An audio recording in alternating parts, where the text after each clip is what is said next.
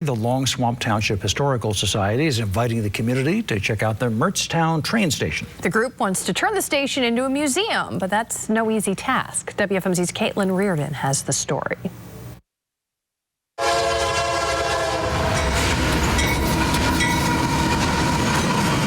Standing inside the space, listening to the escalating rumbles and blares from approaching trains, you can almost feel the ghosts of times past inside the Mertztown train station in Longswamp Township.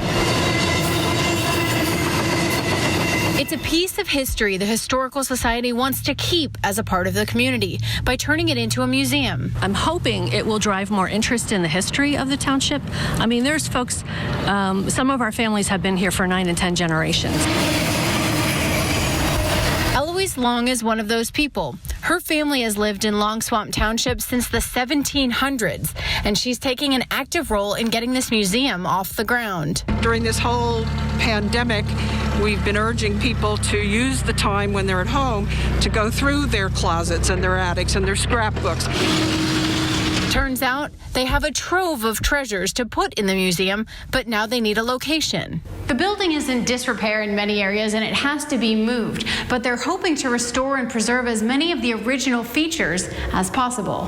Fundamentally, the people who looked at this station and they were looking for signs of rot in the structural parts of the station is pretty much still dead square.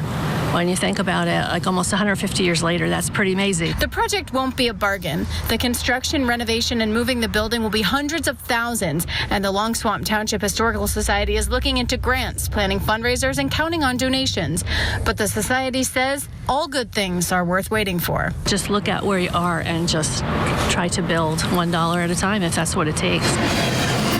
Caitlin Reardon, 69 News.